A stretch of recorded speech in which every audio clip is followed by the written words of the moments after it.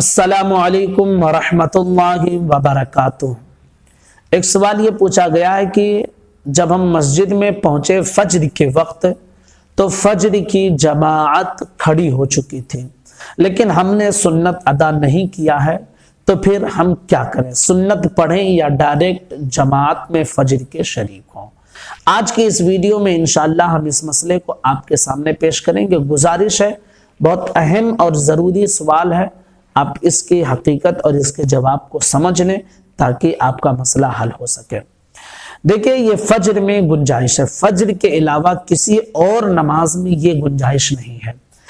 अगर आप फज्र में ऐसे वक्त में पहुंचे कि जमात खड़ी हो गई है और आपको मालूम है कि अगर मैं अपनी 2 रकात सुन्नत अदा कर लूंगा तब भी मुझे इमाम के साथ शरीक होने का मौका मिल जाएगा, गर्चे आखिर के 2-4 सेकंड या अत्तहियात में या दुरूद इब्राहिमी जब इमाम पढ़ रहा होगा या दुआ मासूरा पढ़ रहा होगा, उस वक्त तक हम अपनी 2 रकात सुन्नत पढ़ लेंगे और इमाम के साथ शरीक हो जाएंगे। अगर आपको ये ज़न्ने गालिब है या यकीन है कि मैं सुन्नत पढ़ूंगा और इमाम के सलाम फेरने से पहले पहले मैं जमात में शरीक हो जाऊंगा, तो फिर शरीयत आपको ये हुक्म देती है कि पहले आप फज्र की 2 रकात सुन्नत पढ़ें और फिर आप जमात में शरीक हों।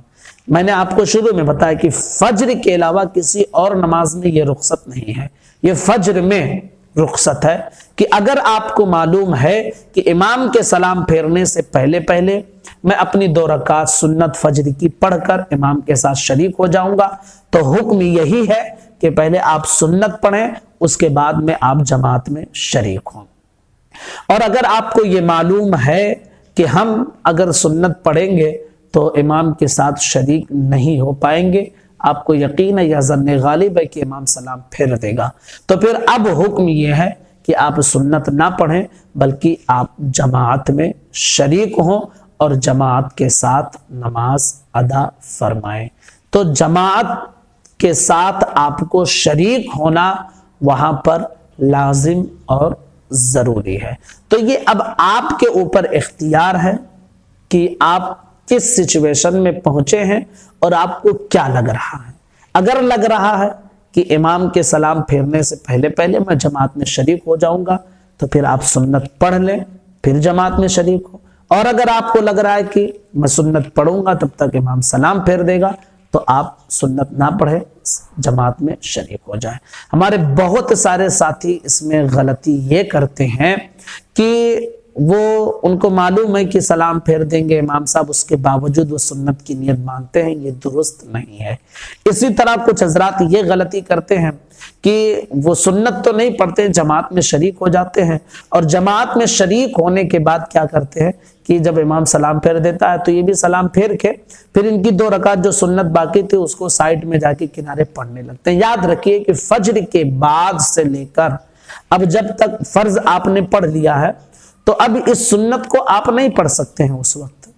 उस वक्त आप इस सुन्नत को नहीं पढ़ सकते हैं। हाँ, अगर आप पढ़ना ही चाहते हैं तो सूरज निकलने के 20 मिनट के बाद आप इस सुन्नत को पढ़ सकते हैं। कब? फर्ज जमात खत्म होने के फौरन बाद हमारे कुछ साथी पढ़ने लगते हैं, तो ये गलत तरीका है। उस सुन्नत को अगर आप पढ़ना ही चाहते हैं तो सूरज जब निकल जाए तो उसके 20 मिनट के बाद आप जो है इस सुन्नत को पढ़ना चाहें तो पढ़ सकते हैं। तो ये शरीयत ने आपको गुंजाइश दी है। उम्मीद करता हूं कि ये मसला आपकी समझ में आ गया होगा। गुजारिश है, ज्यादा से ज्यादा इस क्लिप को शेयर करें। अस्सलामु अलैकुम व रहमतुल्लाहि व बरकातुहू।